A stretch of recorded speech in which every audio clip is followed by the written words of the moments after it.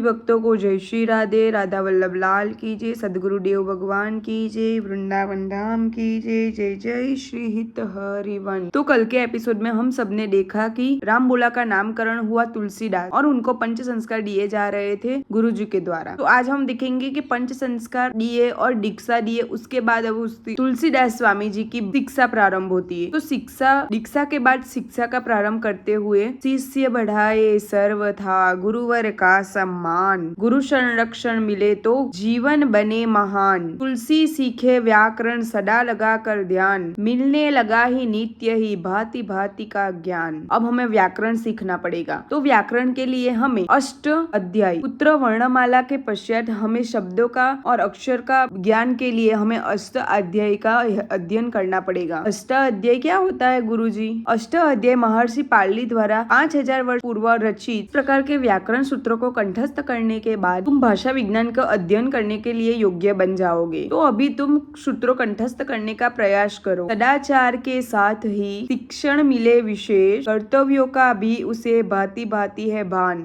शिष्य बढ़ाए सर्वथा गुरुवर का सम्मान, गुरु संरक्षण मिले तो जीवन बने महान। तो संत तुलसीदास बारंबार व्याकरण सीखने का प्रयास कर रहे थे। वो देखकर गुरुजी ने बोला, अद्भुत बालक, तुमने तो सभी सूत्रों को कंठस्थ कर लिया, उत्तम, अति उत्तम। अब तुम भाषा विज्ञान को कंठस्थ करने के लिए, उसका ज्ञान प्राप्त करने के लिए योग्य बन गए हो। अब हमें महर्षि पतंजलि द्वारा रचित भाषा विज्ञान महाभाषी का अध्ययन करना होगा। पुत्र तुलसी, तू बहुत ही प्रभावशाली हो। व्याकरण सूत्रों को तुमने अति शीघ्र कंठस्थ कर लिया। आपने भी तो इतनी भली भांति सिखाया है गुरुजी। तुम पिछले 10 माह से मेरे साथ हो, तूने कभी पिछले जीवन के बारे में कभी नहीं बताया। मुझे स्वयं खुद अपने बारे में इतना अधिक नहीं पता गुरुदेव, किंतु जितना सुना है और वो जाना है वो मेरी चुनिया माँ और हरिपुर के गाँव वासियों ने बताया। जितना ज्ञात है वही बताओ। जी गुरुदेव। इससे एक गुरु को शिष्य की मनोदशा समझने में सहायता होगी और मैं तुझे उचित मार्गदर्शन कर पाऊंगा।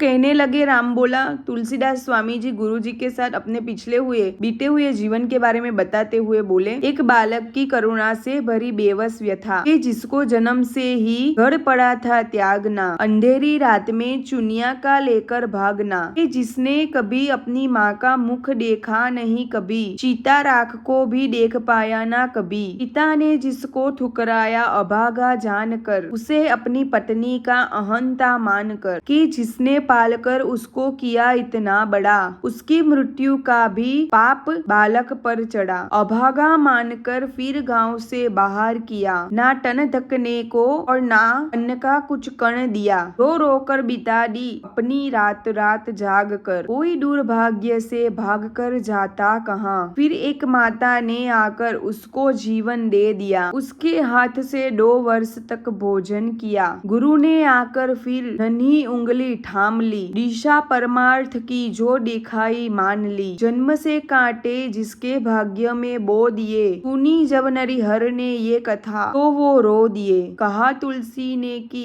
अब कुछ और नहीं पता, ये एक बालक की करुणता से भरी बेबस कथा, कि जब कहने लगे तुलसी स्वयं अपनी ही कथा, पूरी अपने जीवन की पिछले जीवन की बातें गुरु नरहरिदास से कही। पुत्र, तुम्हारी कथा तो हृदय को झंझोर कर देने वाली है। इतना निष्ठुर और कठिनाई से भरा हुआ बाल्य जीवन होते हुए भी तुमने भगवान में आस्था बनाए रखी, तुम्हें भक्ति नहीं छोड़ी, निरंतर राम नाम का जप करते रहे, जिसके परिणाम स्वरूप स्वयं शिव ने मुझे दर्शन दिए और तुम्हें दीक्षित करने का निर्देश किया। शिवजी ने बोला, राम कथा का ज्ञान देना है। तुम इतने परम सौभाग्यशाली हो, तुम्हारे कारण मेरे सौभाग्य के द्वार खुल गए हैं। आज तुम भगवान शिव के द्वारा किए गए निर्देश के कारण तुम मेरे पास हो। गुरुजी, ये तो मेरे लिए बहुत आश्चर्य की बात है। मैं स्वयं को अशुभ और अभागा मानता था। मुझे नहीं पता था कि स्वयं शिव ही मेरा पालन करता है। इतना ही नहीं, जो महिला तुझे अपने हाथों से भोजन कराती थी और तुझे पुत्र के भांति दुलार करती थी, तुम्हें तो पता ही नहीं होगा कि वो कौन है। वो स्वयं अन्नपूर्णा माता पार्वती है। सत्य कह रहे हो गुरुजी। सच में मुझे तो इस बात का भान नहीं था। यही तो प्रभु की माया है। एक और भगवान शिव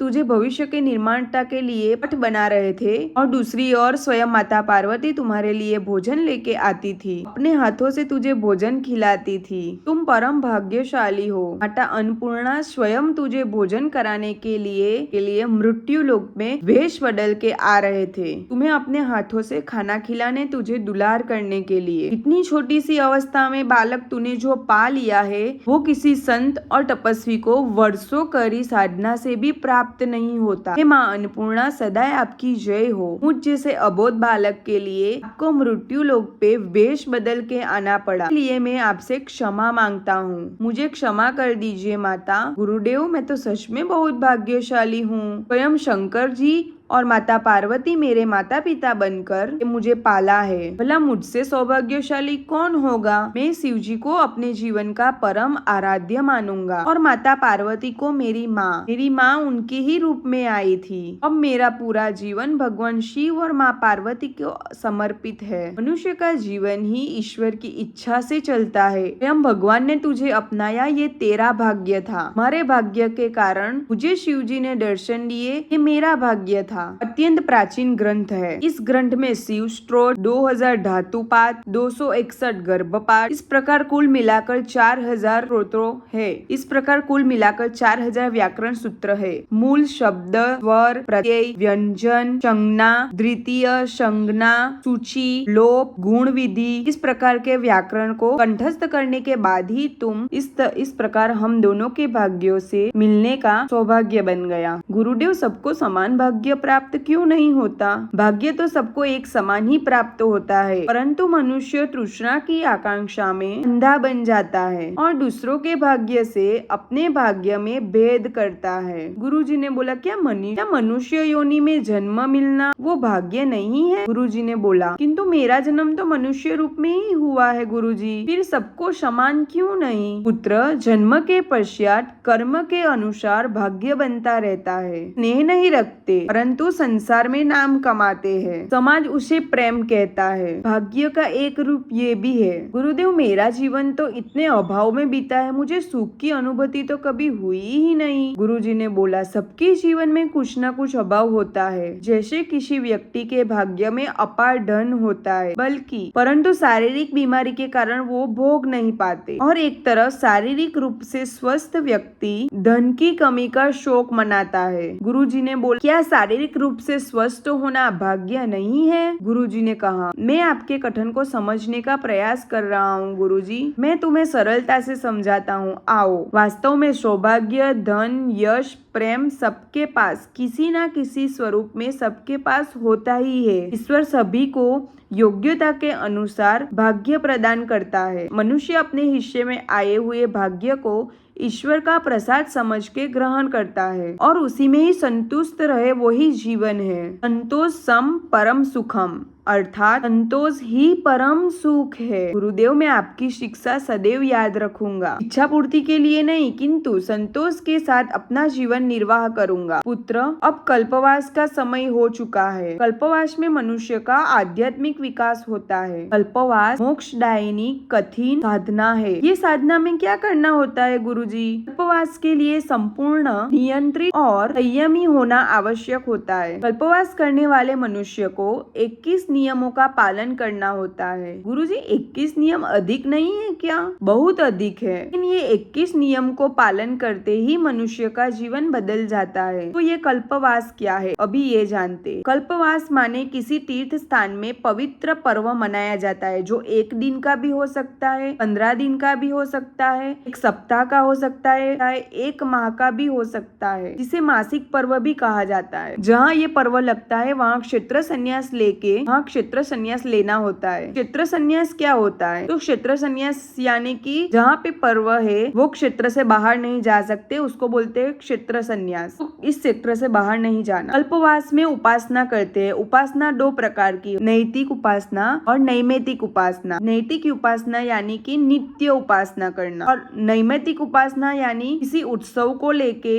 किसी त्योहार को लेके, किसी मुख्य दिन को लेके उपासना करना। जैसे कल्पवास में मकर संक्रांति का 1 माह वहाँ सब संत पुरुष गृहस्थ सदगृहस्थ 1 माह के लिए रुकते हैं, कल्पवास करते हैं, क्षेत्र संन्यास लेते हैं और बड़े बड़े नियमों का पालन करते हैं। इसी प्रकार सौर क्षेत्र, शुक्ल क्षेत्र, वहाँ पे 1 माह का कल्पवास पड़ रहा है। वहाँ कौन जा रहा है? गुरुजी, नरहरिदास और तुलसीदास जी कल्पवास के लिए जा रहे हैं और वहाँ पे 21 नियमों बताए और उसका अनुष्ठान किया। और कल्पवास से ऊर्जा प्रदान होती है, क्योंकि कुछ ऐसे नियम होते हैं जो हम सदा के लिए पालन नहीं कर सकते। वहाँ पे ब्रह्मचर्य का पालन करना होता है। तीर्थ में कोई ऐसी स्थिति के लिए कोई सदा के लिए ब्रह्मचर्य का पालन कैसे करे? ब्रह्मचर्य तो 1 मास के लिए एक नियम है। तो ऐसे नियम विशेष पर्व उत्सव के लिए विशेष निभाए जाते हैं, जिसे बोलते हैं नैमित्तिक उपासना। जैसे नवरात्रि के 9 दिन के लिए ब्रह्मचर्य का पालन करना